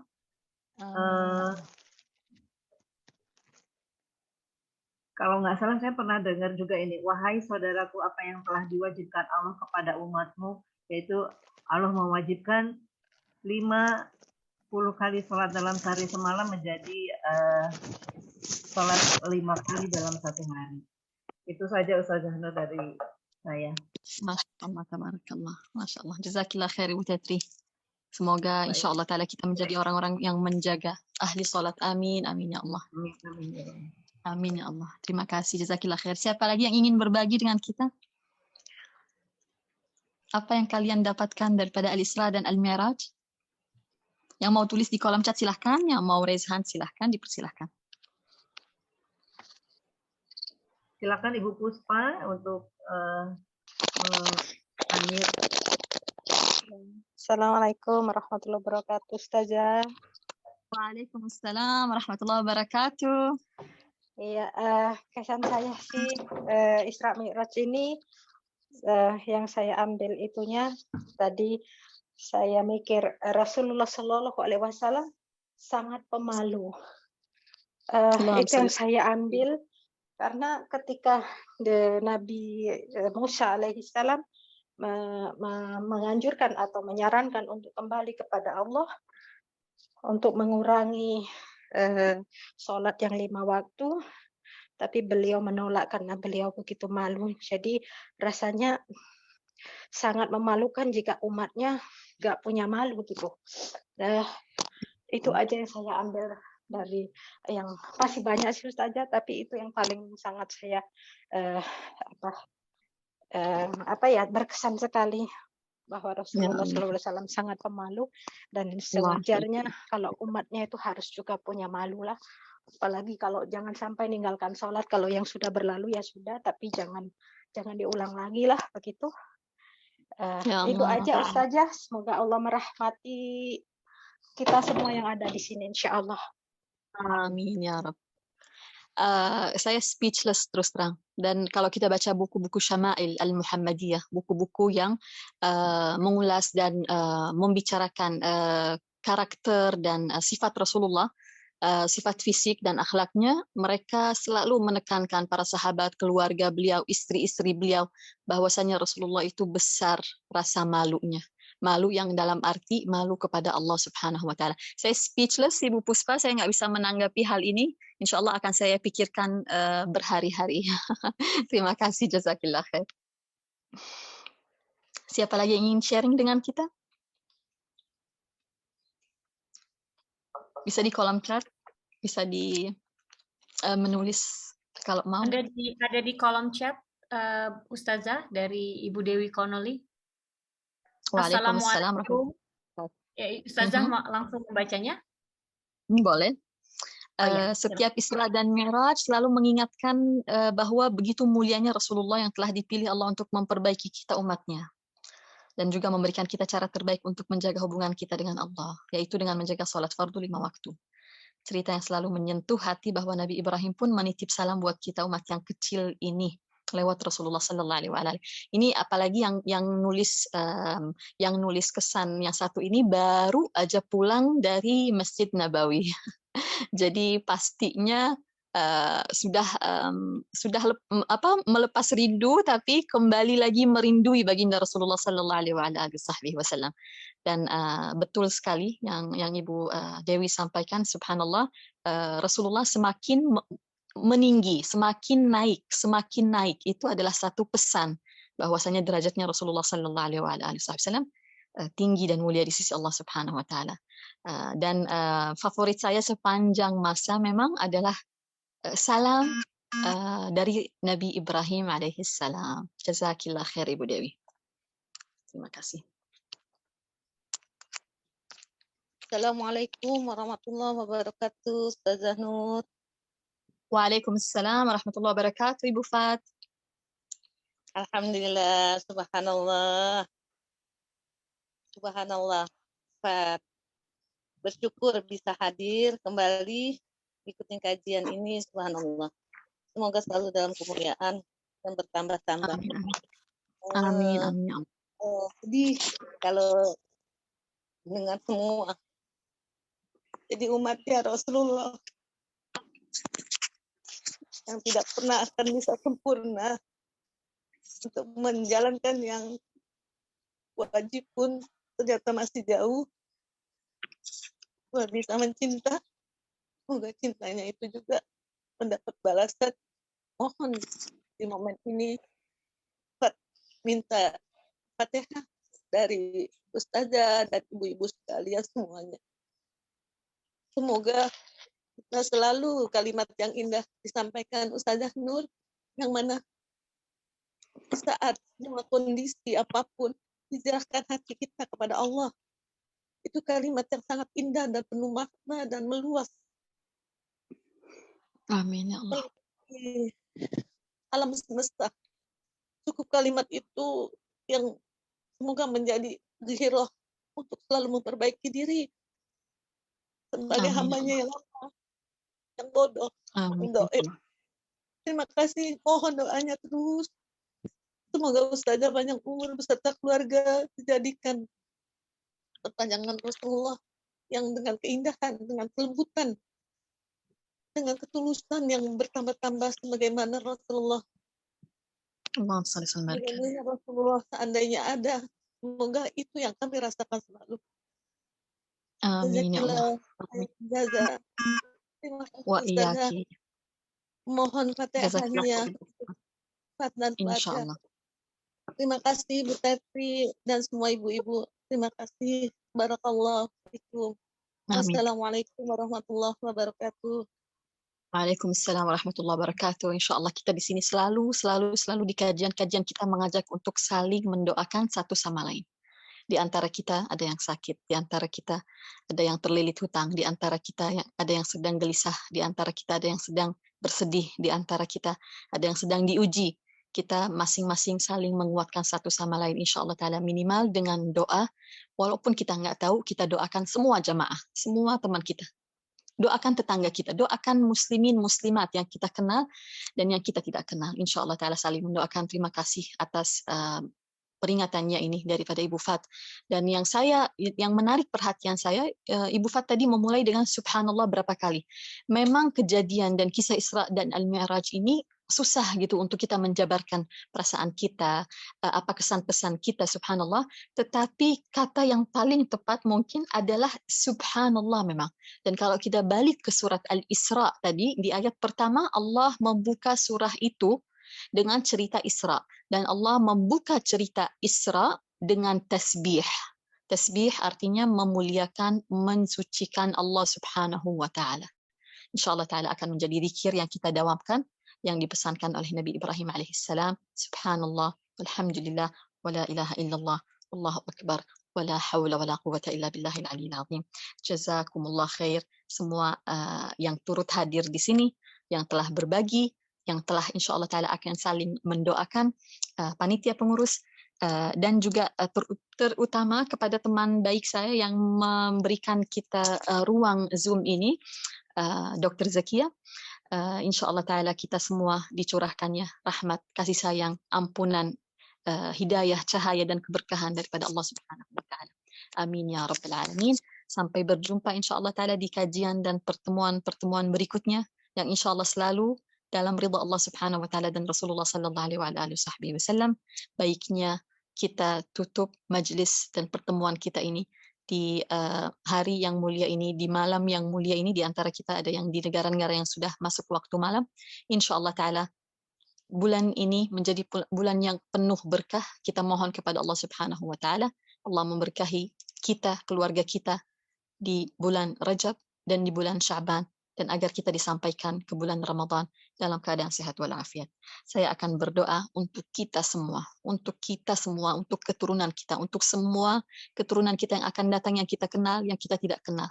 Semoga Allah subhanahu wa ta'ala menjaga salat kita. Semoga Allah subhanahu wa ta'ala menjaga ibadah kita. Semoga Allah subhanahu wa ta'ala menetapkan iman dan Islam kita sampai kita diwafatkan dalam keadaan husnul khatimah, agar kita menjadi wanita-wanita yang layak berjumpa dengan baginda Rasulullah sallallahu alaihi wasallam, agar kita menjadi wanita-wanita yang layak memandang wajah yang paling tampan, wajah yang paling bercahaya, wajah yang paling mulia, agar kita menjadi wanita yang layak mencium tangan yang paling suci, yang paling harum, yang paling lembut, agar kita menyaksikan langsung insan manusia yang selalu kita bersalawat kepadanya, yang selalu kita mengenangnya, yang selalu kita mengulang-ulang, cerita dan kisah-kisahnya. Allahumma salli wa sallim wa barik alaih.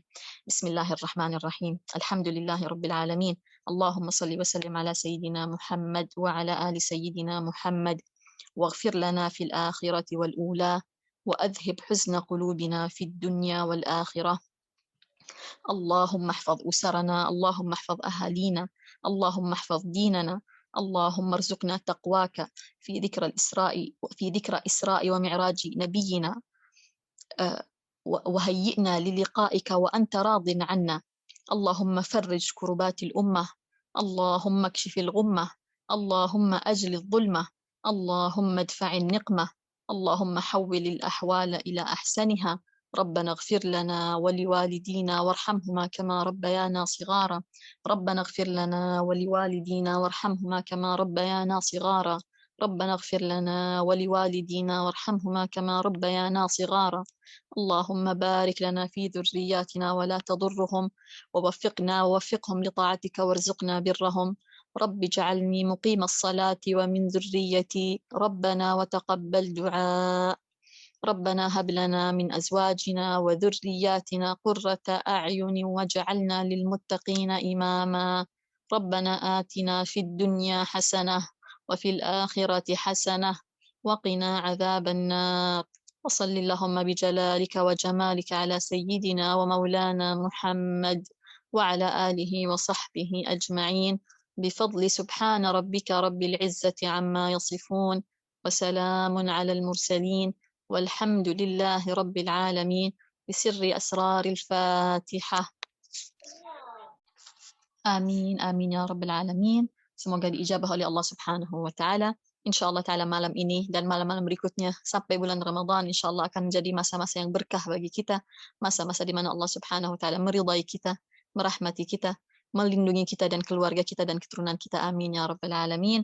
Jazakumullah khair. Sampai berjumpa lagi. Mohon maaf lebih kurangnya. Wassalamualaikum warahmatullahi wabarakatuh. Waalaikumsalam warahmatullahi wabarakatuh.